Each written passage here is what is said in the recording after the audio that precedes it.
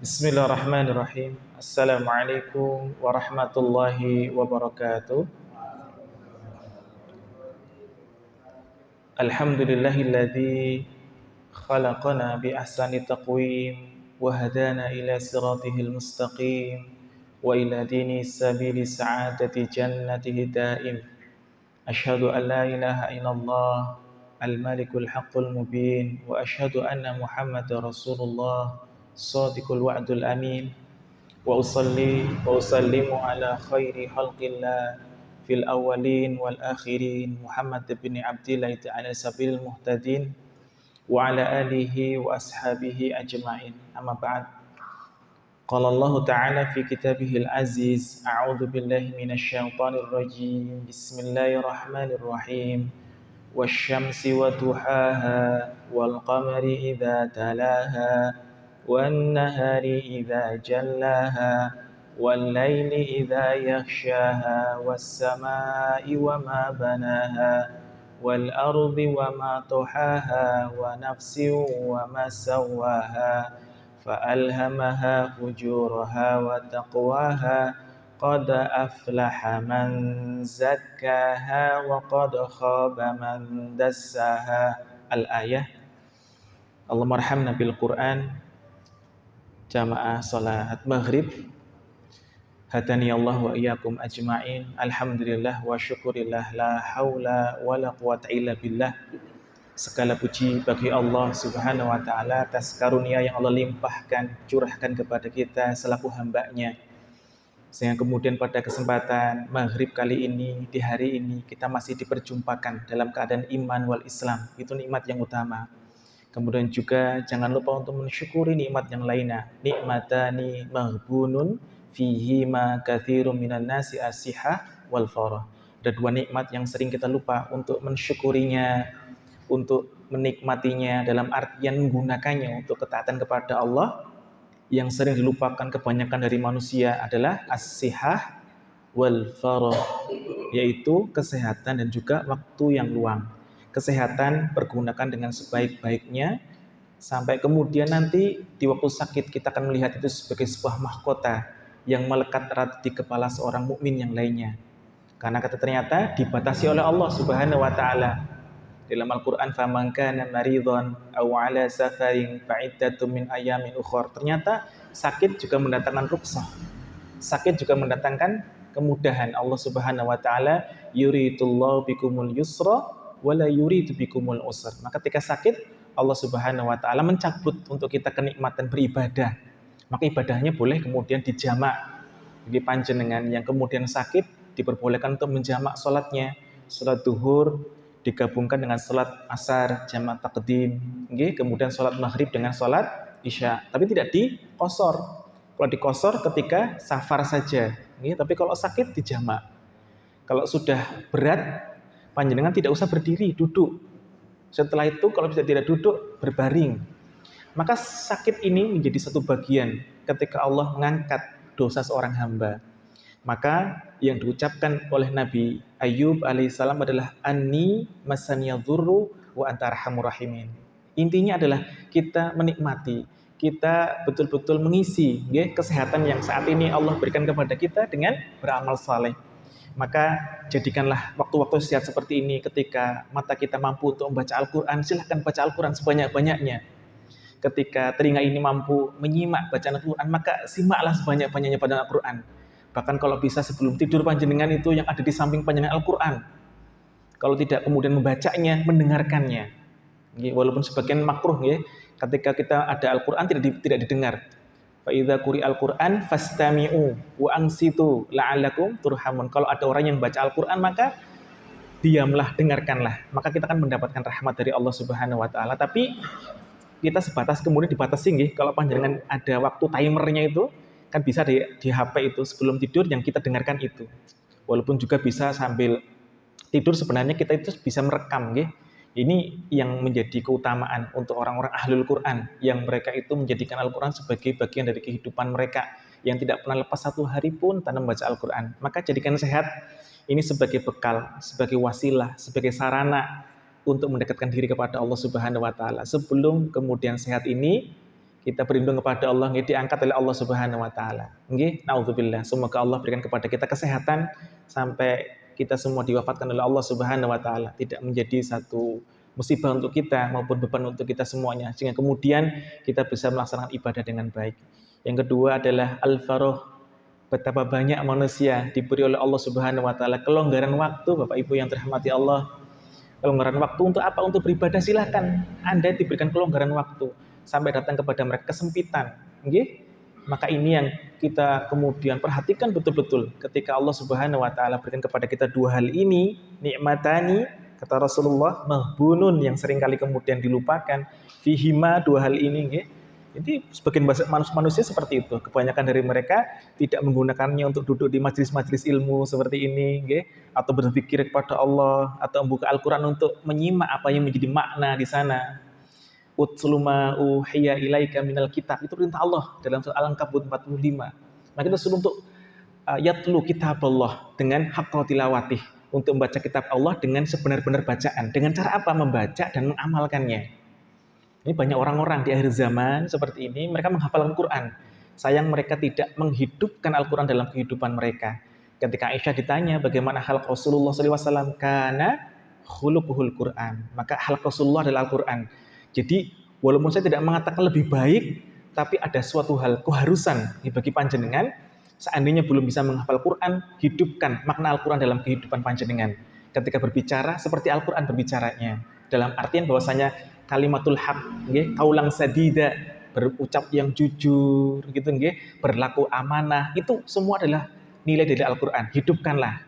Walaupun ada orang-orang yang kemudian bisa menghafalkannya, tapi sayang sebagian dari mereka kemudian terjatuh ke dalam hanya menghafalkan, tidak menghidupkannya, tidak haqqa tilawati, tidak membaca dengan sebenar-benar bacaan. Maka para sahabat terbiasa mereka itu membaca.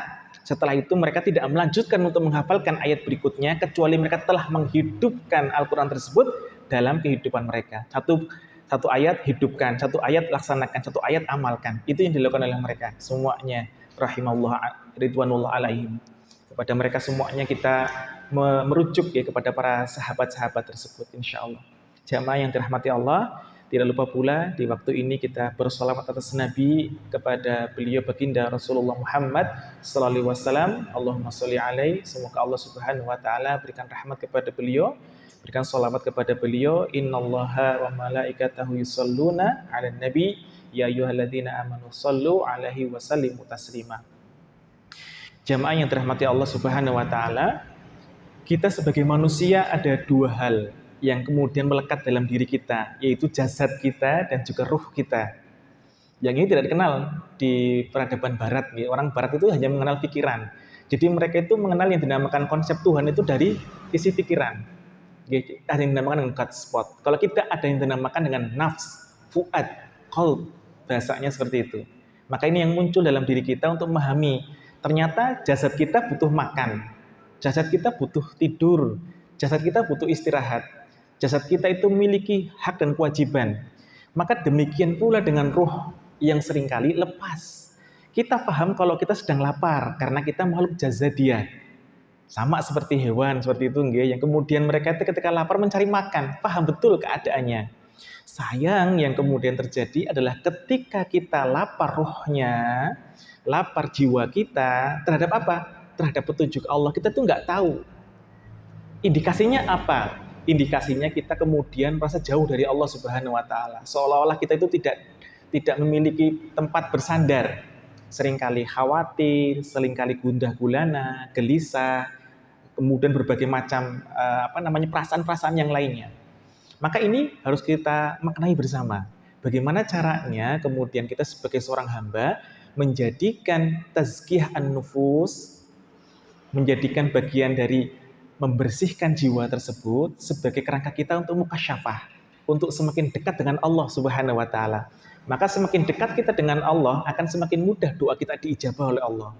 Semakin kita itu jauh dari dosa, akan semakin mudah kita itu didengar oleh Allah Subhanahu wa taala. Karena yang sering kali menghalangi doa kita itu adalah dosa. Maka dikatakan supaya doa kita itu dikabulkan oleh Allah, maka dalam surat Nuh disebutkan faqultus taghfiru rabbakum innahu kana ghaffara. Maka dikatakan kepada kepada Nabi Nuh untuk apa? Fakultus taghfiru rabbakum. Maka kita disuruh untuk beristighfar kepada Allah. Innahu kana ghaffaro. Maka sesungguhnya Allah itu Maha Pengampun.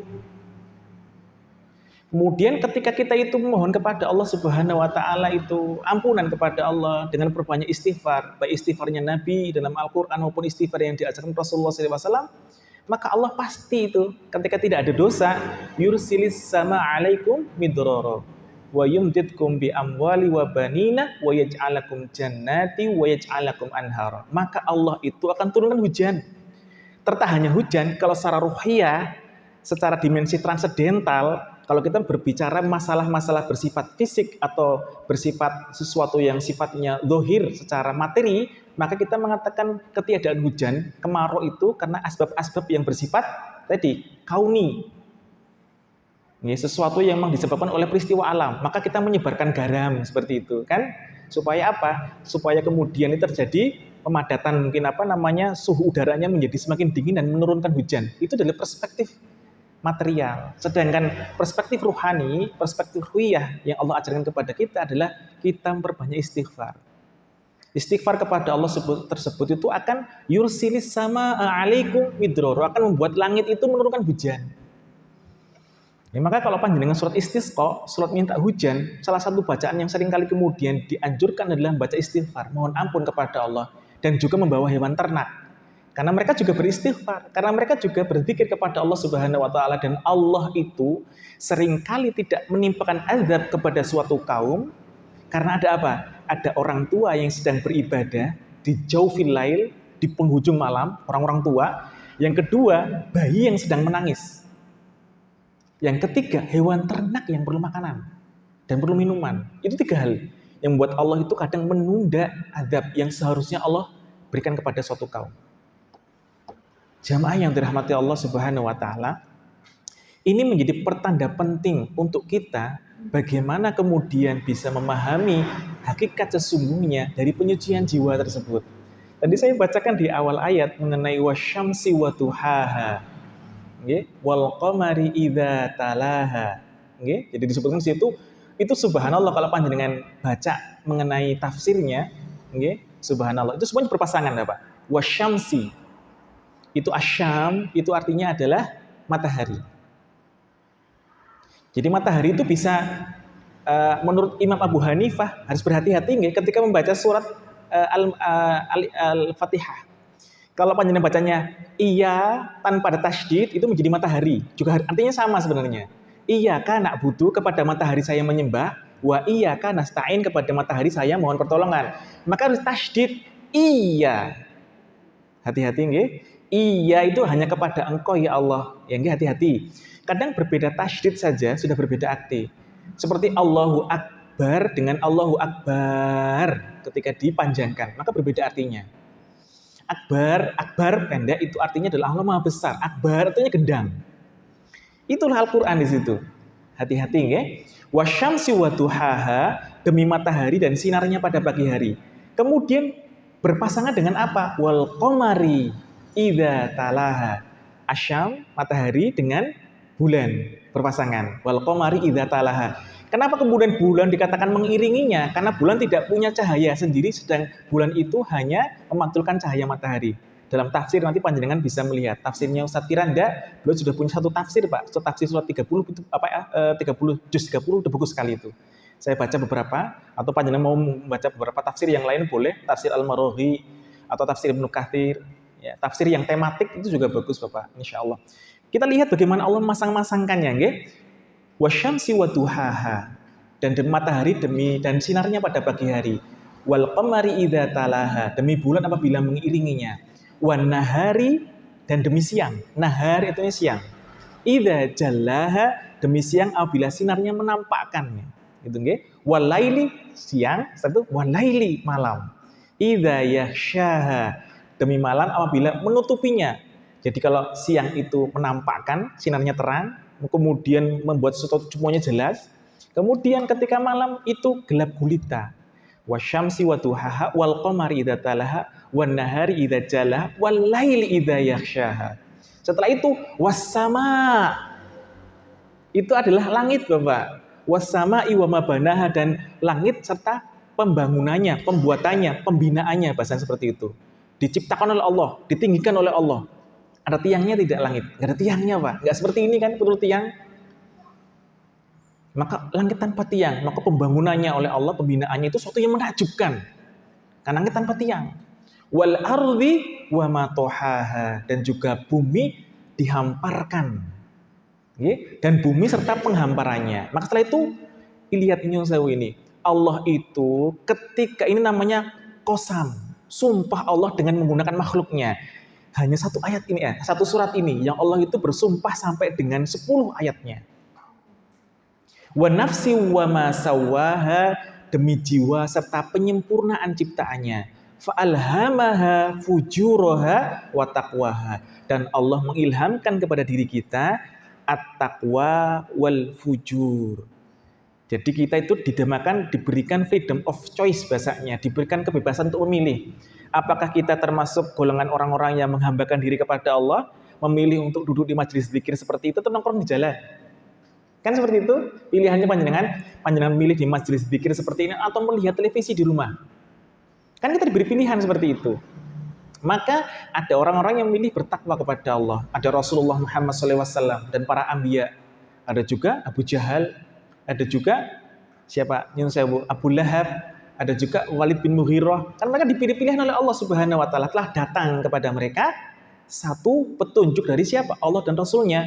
Dikatakan dalam soal Jum'ah, huwallazi ba'atsa fil ummiyina rasulan minhum yatslu 'alaihim ayatihi wa yuzakkihim wa yu'allimuhumul kitaba wal hikmah. Kan seperti itu dikatakan bahwasanya Allah Subhanahu wa taala itu huwallazi ba'atsa fil ummiyin, Allah yang menyuruh, Allah yang memerintahkan, Allah yang kemudian memberikan petunjuk kepada Rasulullah. Kepada siapa? Kepada sebuah bangsa yang ummi. Waladzi ba'atha. Ba'atha artinya diutus. Fil ummiyin, karena orang-orang Arab pada waktu itu adalah orang-orang yang ummi, nggak bisa baca tulis mereka. Rasulam minhum, rasul dari kalangan mereka sendiri. Semua rasul rata-rata di kalangan mereka sendiri, Pak. Yatslu, membacakan untuk mereka. Yatslu alaihim ayatih, membacakan kepada mereka ayat-ayat Allah. Wa yuzakkihim, setelah itu mereka menyucikan diri mereka. Menyucikan dalam konteks apa? Nanti saya sampaikan, Pak. Yang paling penting disucikan itu apa dulu? Wa yuzakkihim wa yu'allimuhumul kitaba wal hikmah, dan mengajarkan kepada mereka itu Alkitab, Al-Qur'an wal hikmah. Sebagian ulama itu mengatakan ini sebagai hadis, sunnah Rasulullah SAW. Ini kita harus pahami betul bahwasanya Rasulullah SAW itu dari mulai awal diperintahkan oleh Allah Subhanahu wa taala untuk apa? Untuk menyucikan jiwa manusia. Dari apa? Dari sesuatu yang mengotorinya. Berarti ada yang mengotori itu apa? Berarti dosa. Berarti apa di sana? Ada akhlak. Akhlak kepada siapa? Kepada Allah. Akhlak kepada siapa? Diri sendiri. Akhlak kepada siapa? Akhlak kepada sama manusia. Bahkan kepada alam lingkungan kita. Akhlak yang buruk kepada Allah seperti apa sih? Berbuat syirik kepada Allah. Itu akhlak yang buruk. Itu akhlak yang madhmumah. Kemudian bersikap adil, itu akhlak yang mahmudah. Maka tazkiyah an-nufus itu artinya adalah kita membersihkan jiwa kita dan mengisinya dengan ketaatan kepada Allah. Kuncinya itu saja.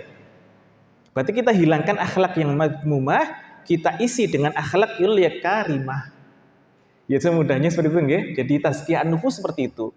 Jadi kalau ada orang mengatakan dirinya hijrah, berhati-hati. Hijrah itu kan minadh-dhulumati ilan nur.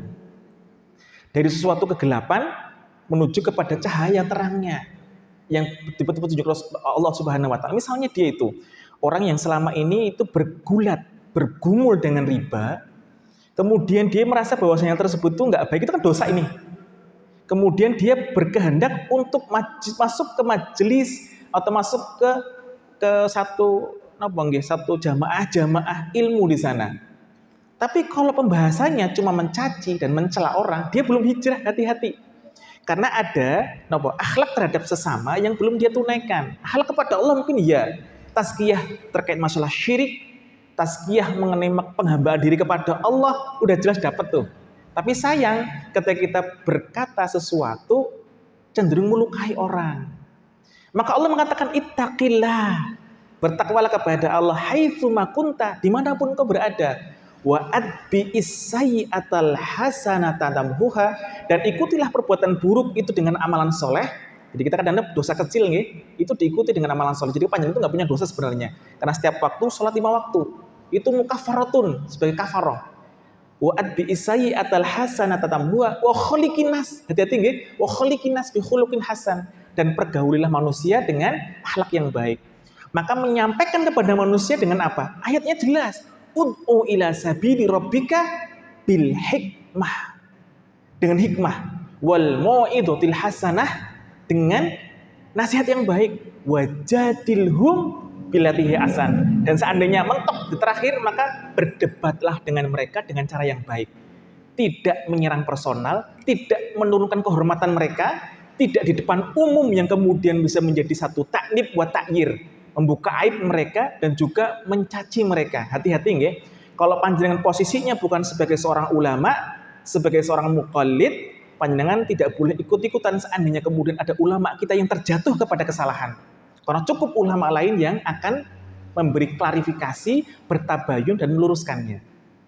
Lisan hati-hati, karena itu termasuk tazkiyah an-nufus. Ini adalah fitnah besar umat saat ini, Bapak Ibu yang dirahmati Allah Subhanahu wa taala.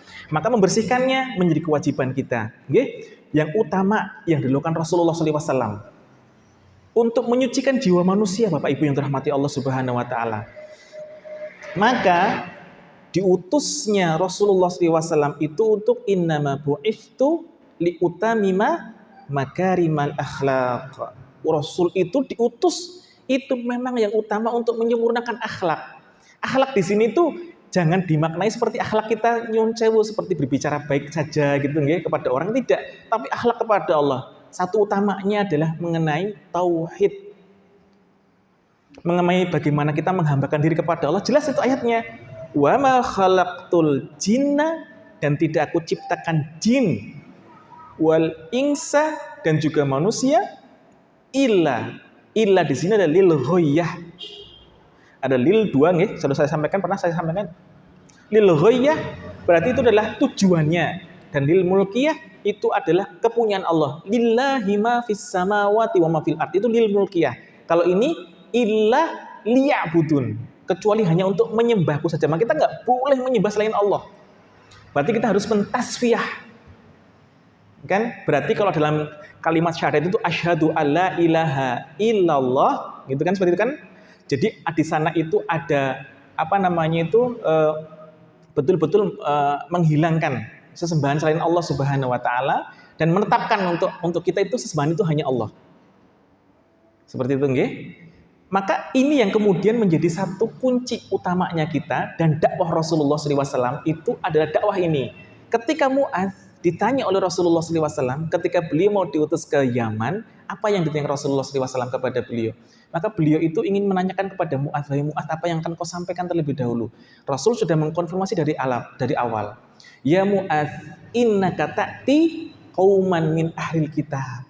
Wahai Mu'adz, engkau itu akan mendatangi satu kalangan, golongan, kelompok dari ahlul kitab. Orang Yaman pada waktu itu sudah kenal yang dinamakan dengan ibadah.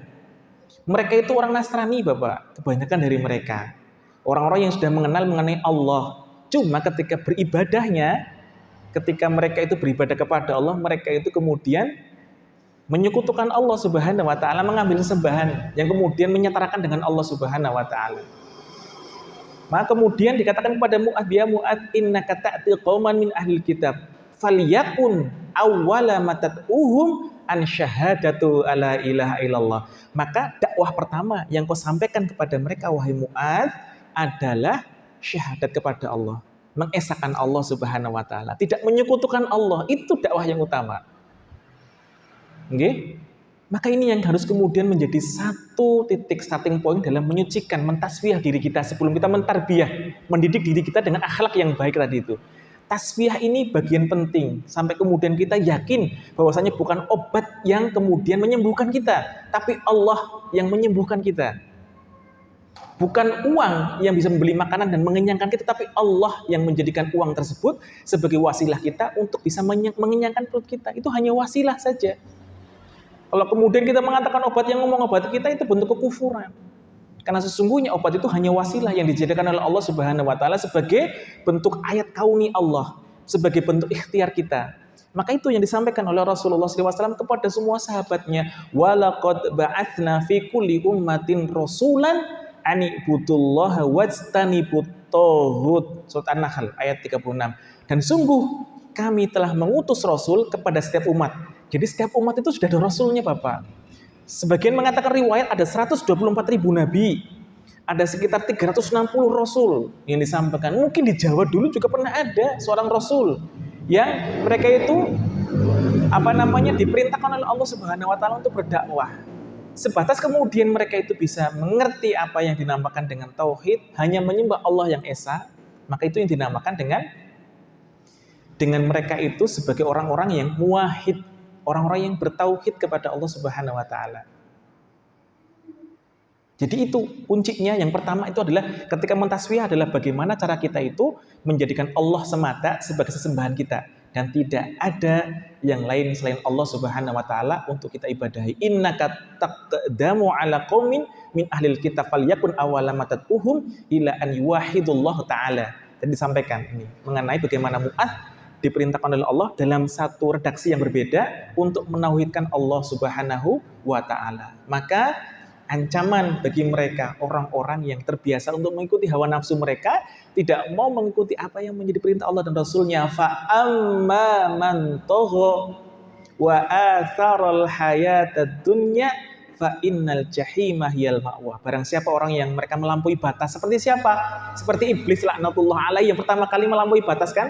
Wa idh qulna lil malaikati isjudu li adama fasajadu illa iblisa aba wastakbaru wa kana minal kafirin. Iblis melihat Allah atau mboten? Iblis itu melihat Allah. Kalau secara keimanan ya lain melihat langsung Allah Subhanahu wa taala. Iblis itu jadi betul-betul menjumpai Allah. Wallahu alam apakah dengan hijab atau tidak, wallahu alam bisa. Tapi iblis itu adalah makhluk yang diciptakan oleh Allah Subhanahu wa taala yang mendahului Adam. Tapi apa penyakitnya? Aba wastakbaro. Iblis itu hanya aba, hanya sombong. Wa kana minal kafirin, dimasukkan ke dalam orang-orang kafir karena kesombongannya tersebut. Nah, ini yang kemudian dikatakan sebagai toho, melampaui batas, seperti Fir'aun. Wa ana rabbukumul a'la, dan aku adalah Tuhanmu yang maha tinggi. Itu Fir'aun perkataannya seperti itu, atau Haman, atau Korun, atau Walid bin Mughirah, atau Abu Lahab, atau Abu Jahal, ataupun musuh semua nabi. Mereka adalah orang-orang yang melampaui batas. Fa amman tagha wa atharul hayatad dunya, maka dikatakan fa innal jahima hiyal ma'wa. Maka tempatnya mereka itu adalah di neraka jahim. Sedangkan orang-orang yang wa amman khafa maqama rabbih wa nahan nafsa anil hawa fa innal jannata hiyal ma'wa. Barang siapa yang takut kepada Allah, ini bentuk ketakwaan kepada Allah Subhanahu wa taala. Takutnya itu adalah ketakwaan kepada Allah, dan inilah bentuk daripada orang yang nafsnya itu sudah ditazkiyah. Karena ketakutan itu hanya kepada Allah Subhanahu wa taala. Kecuali ketakutan yang sifatnya tabi'i nggih. Takut tabiat itu boleh. Takut kepada ular itu tabiat. Tabiatnya manusia. Panjenengan enggak takut dengan ular macam begitu. Jadi ada takut yang sifatnya tabi'i, ada juga takutnya enggak boleh. Takut kepada hantu itu enggak boleh sebenarnya. Berarti kita ada yang rusak dengan keimanan kita. Nggih. Maka itu nggak boleh sebenarnya. Jadi kita harus paham betul bahwasanya ketika kita dekat dengan Allah, wa amman khofa, barang siapa yang takut kepada Allah, wa amman khofa maqama rabbih, terhadap kedudukan Allah, fa innal jannata hiyal ma'wa, maka tempatnya di surganya Allah Subhanahu wa taala. Dua sisi, selalu dua sisi. Okay? Kalau di ashabul yamin, maka dia menjadi ashabul shimal. Kalau dia menjadi ahlul haq, kalau enggak menjadi ahlul batil. Kalau dia jadi hizbullah atau hizbul syaitan. Maka seperti itu, qad aflaha man zakkaha wa qad khaba man dassaha. Maka barang siapa yang baik ketika dia adalah orang yang menyucikannya, dan buruk ketika dia mandassaha, mengotorinya. Maka kotornya kita ketika kita menyembah selain Allah. Ketika mengakui ada sesembahan selain Allah, itu kotor sudah. Berarti itu zulumat, kegelapan. Karena kita berarti mengakui eksistensi sesuatu yang itu adalah sesuatu yang memang jadi sudah ada terlebih dahulu. Muhdats, hadis yang baru, mohon maaf. Allah itu kan qadim. Allah terdahulu, tidak ada yang mendahului selain Allah Subhanahu wa taala. Maka kita percaya kepada sesuatu yang baru. Mohon maaf, sesembahan tersebut baru, muhdats, atau dia itu qadim. Setelah Allah semuanya kan. Kalau kita mengatakan seperti misalnya beberapa agama yang lainnya, keberadaan Tuhan mereka itu setelah Allah atau sesudah Allah. Kan semuanya sesudah Allah Subhanahu wa taala, mereka semuanya ciptaan. Maka Allah Subhanahu wa taala itu punya sifat qadim tadi itu, bahwasanya Allah itu mendahului dari apa yang diciptakannya karena dia khaliq. Beda dengan makhluk ciptaan. Khaliq itu Allah Subhanahu wa taala. Allah berfirman, "Wa wailul lil musyrikin alladzina la yu'tunaz zakata wa hum bil akhirati hum kafirun." Dan celakalah orang-orang musyrik, yaitu orang yang tidak menunaikan zakat dan mereka ingkar kafir akan adanya kehidupan akhirat. Tafsirnya adalah az-zakah di atas itu artinya adalah tauhid dan keimanan. Maka celakalah bagi orang-orang yang kafir yang mereka itu tidak menjadikan tauhid dan iman itu sebagai satu hal yang ada dalam nafs atau jiwa mereka, yaitu dengan jiwa yang bersih. Tauhid adalah menafikan hak uluhiyah selain Allah Subhanahu wa taala. Dari penyembahan dan menetapkan hak uluhiyah bagi Allah dalam hati kita. Seperti itu nggih. Rasulullah SAW itu diperintahkan selama 13 tahun Bapak Ibu yang dirahmati Allah Subhanahu wa taala di Mekah. Ada periode Mekah. Biasanya surat yang turun itu yang pendek-pendek. Qul huwallahu ahad, itu surat Makkiyah sebelum beliau berhijrah. Qul huwallahu ahad, Allahu somad. Katakanlah wahai Muhammad, huwallah, huwa, dia, huwallahu ahad, dia itu esa, tidak berbilang. Okay? Allahus somad, dia tempat bergantung. Lam yalid walam yulad, dia tidak beranak dan dia tidak diperanakkan. Walam yakul lahu kufuwan ahad, dan tidak ada sesuatu yang serupa, yang semisal dengan Allah Subhanahu wa taala. Laisa kamitslihi syai'un wa huwas samiul alim. Maka kedudukan Allah Subhanahu wa taala itu bukan makhluk, Allah itu khaliq. Maka tidak ada penyembahan, tidak ada penghambaan kecuali kepada Allah, dan inilah bentuk tazkiyah kita yang pertama. Tidak boleh kemudian kita melupakan ini sebagai satu kaidah dalam penyucian jiwa kita. Maka jiwa masih kotor, jiwa pasti punya noktah dosa, bahkan menjadi zulumat hitam. Jadi kalau kita melakukan perbuatan dosa itu akan muncul noktahnya Bapak. Semakin banyak itu nanti menjadi, hati kita menjadi keras. Kalau orang Jawa bilang wangkot. Semakin banyak dosanya, semakin banyak kegelapannya, semakin banyak zikirnya, semakin banyak nur cahayanya, semakin dekat dengan Allah Subhanahu wa taala. Setiap kalimat istighfar itu nur. Setiap bentuk taubat kita itu nur. Itu akan menyinari hati kita. Tapi setiap kita berbohong itu zulumat. Setiap kali kita tidak menegakkan amanah itu zulumat. Ketika makan barang yang tidak halal itu zulumat. Maka kan semakin membuat hati kita jauh dari mengingat Allah Subhanahu wa taala. Maka ini Bapak yang dirahmati Allah Subhanahu wa taala, kaidah pertama. Nggih? Karena apa? Walaqad uhiya ilaika wa ilal ladzina min qablika la in asyrakta la yahbatanna amaluka wal takunanna minal khasirin.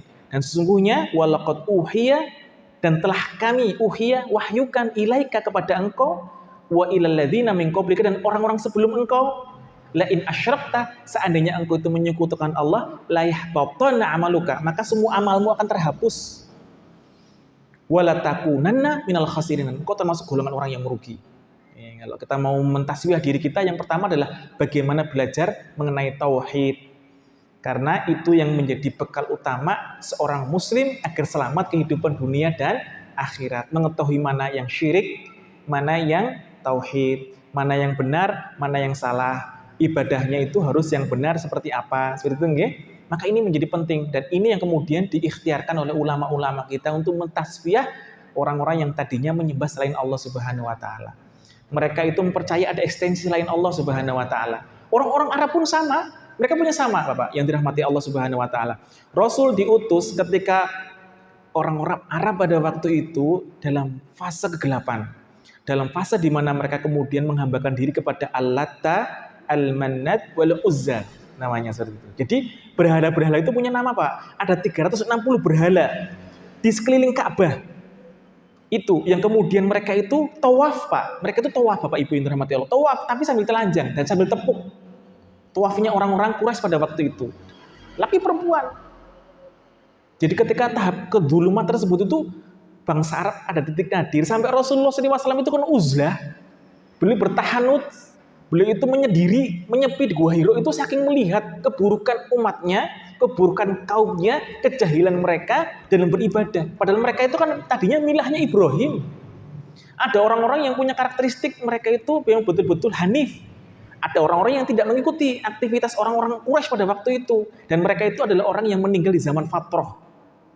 Ada Waraqah bin Naufal, dia seorang Nasoro, tapi masih agamanya milah Ibrahim, dia lurus agamanya, maka meninggal dalam keadaan dia bertauhid kepada Allah. Ada juga sebagian sahabat seperti Abu Bakar yang tidak menyembah berhala dari mulai dia balik mengetahui itu. Maka mereka terbiasa membunuh anak perempuan mereka. Mereka terbiasa untuk berzina, minum khamr, mengundi nasib, kemudian juga menghitung bintang-bintang sebagai cara mereka itu untuk melihat apakah mereka beruntung atau tidak. Itu kebiasaan mereka. Mereka paham bahwasanya ketika ditanya siapakah pencipta langit dan bumi, rububiyahnya, mereka mengatakan Allah. Tapi ketika bagaimana mereka beribadah, mereka itu menggunakan Al-Lata, Wal-Manat, Wal-Uzza itu sebagai perantaraan untuk mereka itu beribadah kepada Allah Subhanahu wa taala. Wa idza qila lahum ittabi'u ma anzalallah qalu bal nattabi'u ma alfaina alaihi aba'ana awalau kana aba'uhum la yaqiluna syai'a wa la yahtadun.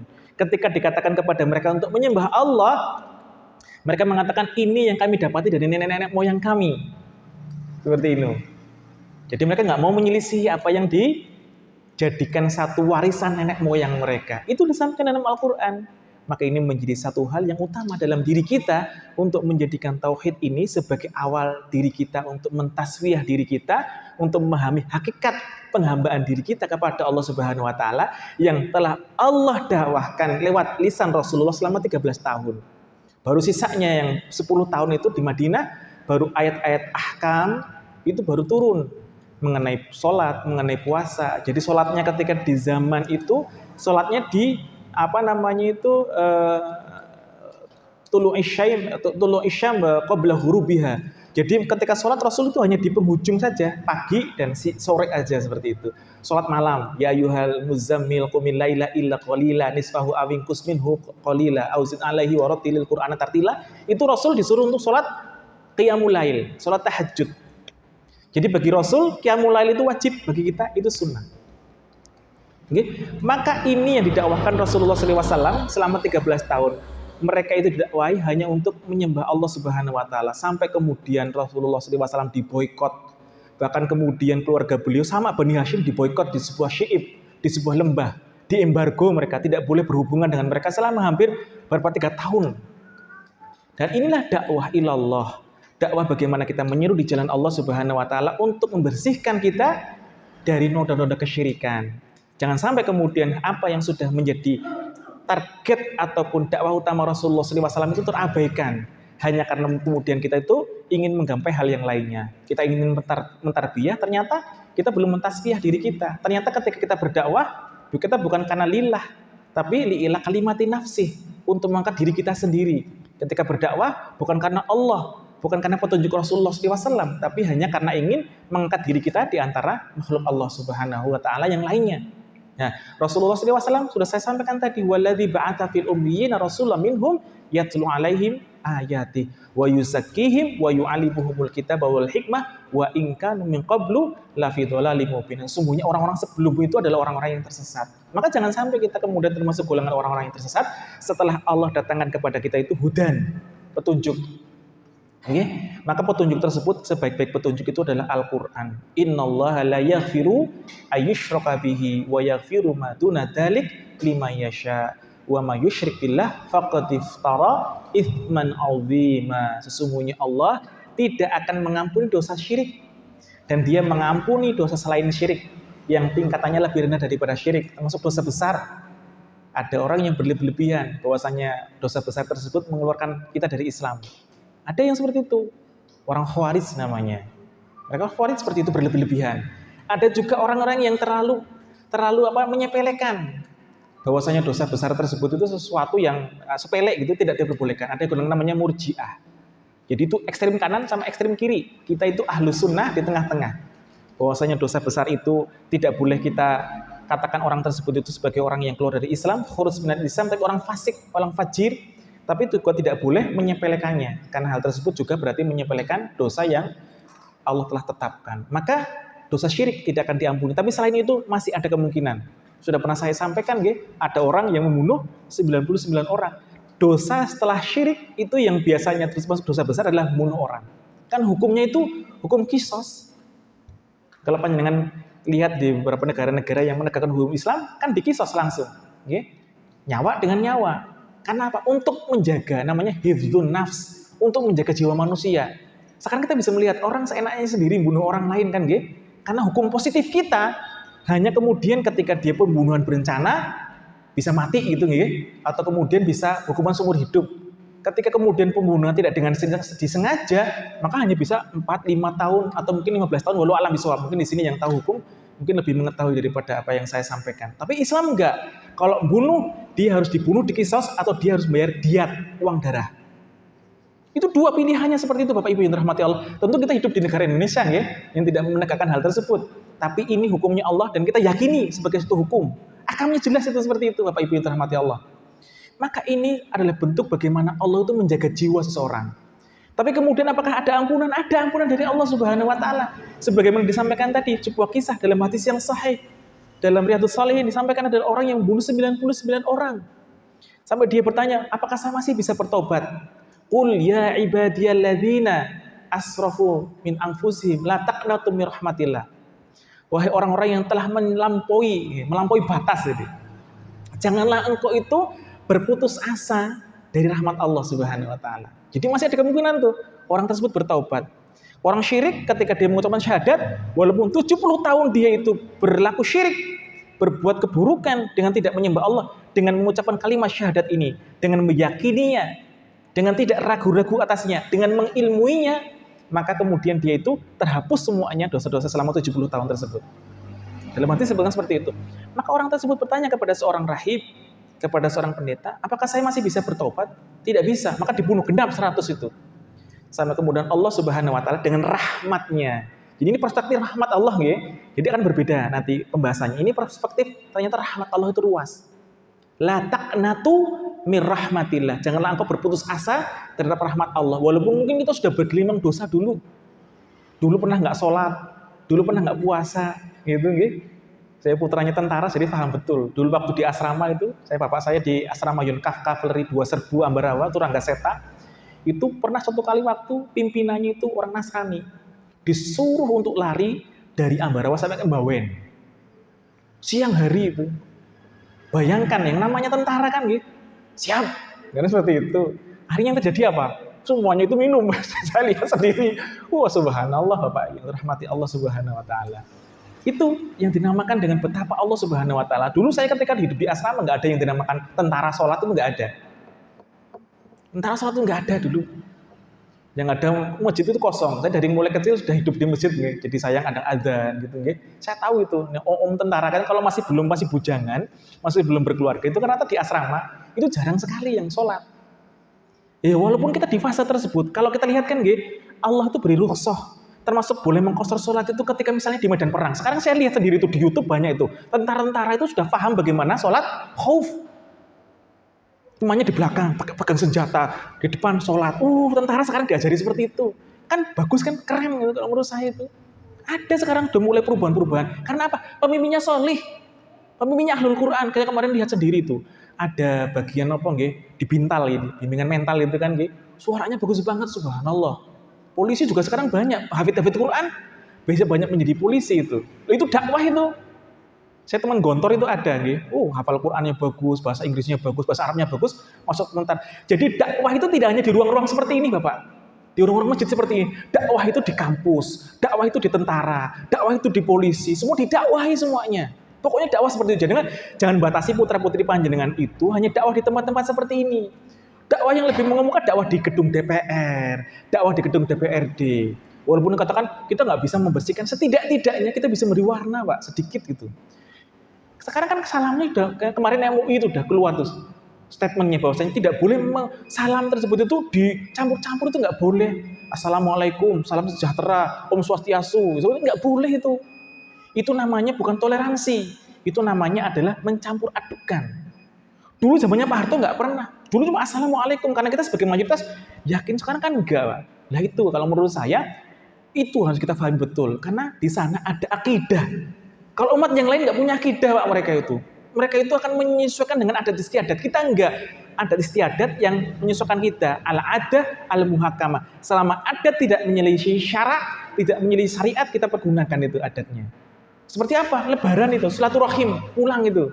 Itu kan bagian dari syarak, bagian dari adat istiadat. Tapi tidak menyelisih agama kita, maka diperbolehkan. Insya Allah sedikit. Jadi yang pertama adalah tazkiyah nufus. Itu adalah mengenai tauhid, Bapak Ibu yang dirahmati Allah. Itu didakwakan Rasulullah 13 tahun. Semoga ini panjenengan paham semuanya, nggih.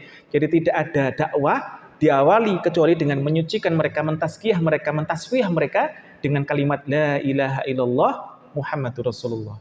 Jadi kita an-nafyu wal itsbat, peniadaan keseluruhan. La ilaha itu namanya an-nafyu, peniadaan keseluruhan. Tidak ada yang berdiri kecuali Pak Kirtan. Maka saya meniadakan keseluruhan. La ilaha itu namanya an-nafyu, peniadaan keseluruhan. Kalau saya mengatakan Pak Kirtan berdiri, ada kemungkinan yang lainnya berdiri. Tapi tidak ada yang berdiri kecuali Pak Kirtan. Maka itu namanya an-nafyu. Setelah itu la ilaha illallah, saya al-itsbat, menetapkan kecuali siapa? Kecuali Allah semata. Kecuali Pak kita misalnya. Tidak ada yang berdiri kecuali Pak Kirtan. Tidak ada sesembahan yang hak untuk disembah kecuali hanya Allah. An-nafyu wal itsbat. Kita pembahasannya mengenai kalimat la ilaha illallah. Nanti ini mengenai tauhid insyaallah. Jadi itu saja, mungkin waktunya sudah habis, nggih. Ini yang pertama sebenarnya, kalau kita tazkiyah nanti ada namanya akhlakul karimah, akhlakul mahmudah. Nanti kita ke sana, nggih. Sedikit ini dulu, nanti saya bawa panjenengan bagaimana caranya kita belajar secara runtut, sistematis, supaya nanti kita paham bagaimana cara kita bisa menjadi seorang yang wa amman khafa maqama rabbih wa nahaa nafsa 'anil hawa. Itu kuncinya di situ insyaallah. Terima kasih. Mungkin seperti itu yang dapat kami sampaikan pada kesempatan maghrib menjelang isya kali ini. Semoga ini bisa menjadi satu fadilah keutamaan untuk kita semuanya bisa belajar dalam majelis ilmu. Semoga Allah Subhanahu wa taala menempatkan panjenengan sebagaimana firman ya rafa'illahu alladziina amanu minkum walladziina utul ilma darajat, termasuk golongan orang yang ahlul ilmi dan juga ahlul iman. Insyaallah semoga ditempatkan di tempat yang terbaik sebagaimana janji Allah. Udkhulu fi ya ayyatuhan nafsul mutmainnah irji'i ila rabbiki radiyatan mardiyah fadkhuli fi ibadi. Ibadi itu hamba. Maka hamba tadi, wa ma khalaqtul jinna wal insa illa liya'budun. Hamba itu hanya menghamba. Maka yang dipanggil itu hanya yang menghamba kepada Allah. Ya, irji ila rabbika radiyatan mardiyah fadkhuli fi ibadi wadkhuli jannati. Hanya kepada Allah Subhanahu wa taala kita menyembah insyaallah. Terima kasih. Aku qouli hadza astaghfirullah li wa lakum wa lisairil muslimin wal muslimat fastaghfiruhu innahu huwal ghafurur rahim. Assalamualaikum warahmatullahi wabarakatuh.